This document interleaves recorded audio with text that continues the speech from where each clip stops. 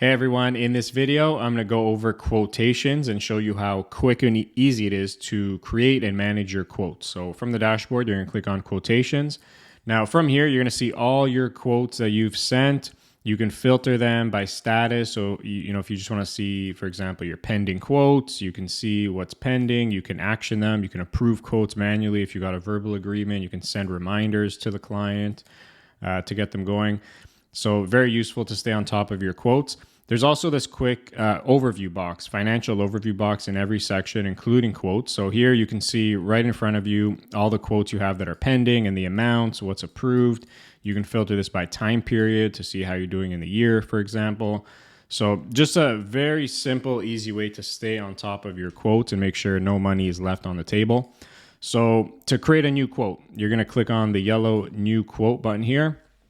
First thing is the client info. So you're going to put in your client details. So all of your clients will populate here. You can search a client, add a new client from here. So I'm just going to add an existing client.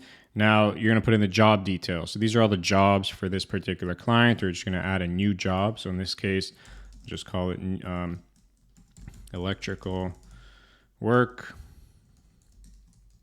123 Street. However you want to name it. I suggest usually just describing what the work is and maybe the address would be good.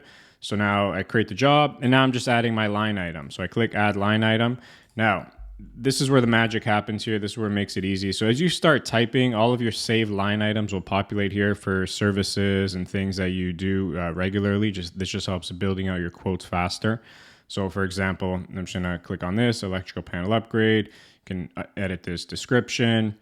There's two pricing types, cost only and cost with breakdown. So I'll show you each of those. So this is cost only. So you have a line item, a description, and a cost of $3,000.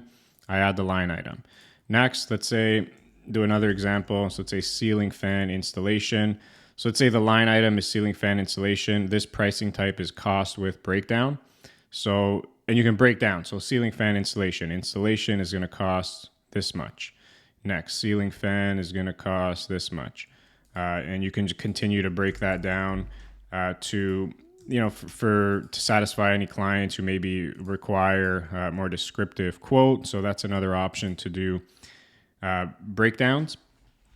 Now, the third option here, which is really nice, is you can do optional line items. This gives the client the ability to select this line item or not. So for example, line item surge protector, 500. I'm going to select this checkbox for optional line item. So this line item won't be added to the quotation unless the client selects it, which I'll show you how they can select it as well. So that's essentially how you're adding your line items just like that, or building out your quote. Down here, you can add any discounts. Your tax rate will populate here. You can add a new tax if you haven't done that yet. You can also require a deposit. So this is a very popular common feature. So a lot of times your jobs, you'll require a deposit. So let's just say 25%. So you can add that to the quote as well. Down here, you can add your terms and conditions, your exclusions. This is all done in the settings, by the way. So I'll link to that video also. You can even add attachments to the quote as well. So a lot of people use this for information about your company, maybe adding testimonials, past work, before photos. So anything else you want to accompany to the quote to make it more attractive, you can do that here. And that's it. Once I click save and proceed, the PDF of the quote will generate here in a couple seconds. So here's the quote, your logo, your branding, your colors. You can review the quote. And now from here, you can do a few things. You can create the quote without sending. You can approve it. You can print it, download. Most cases, you're going to send it to the client. So here's the email that gets sent to the client. You can fully customize the wording of this email in the settings as well.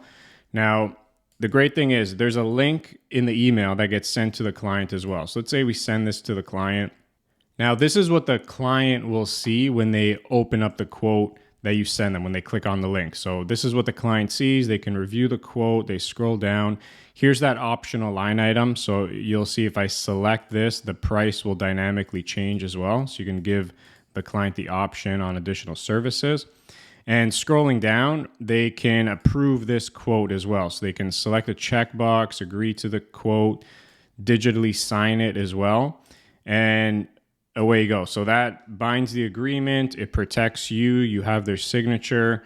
There should be no disputes or questions. So it's very, very important to try and get your quote signed like that. And then that's it. Once a quote gets approved, you get notified and then it becomes a job. So I hope you found that helpful. If you have any questions, please let me know. Thanks.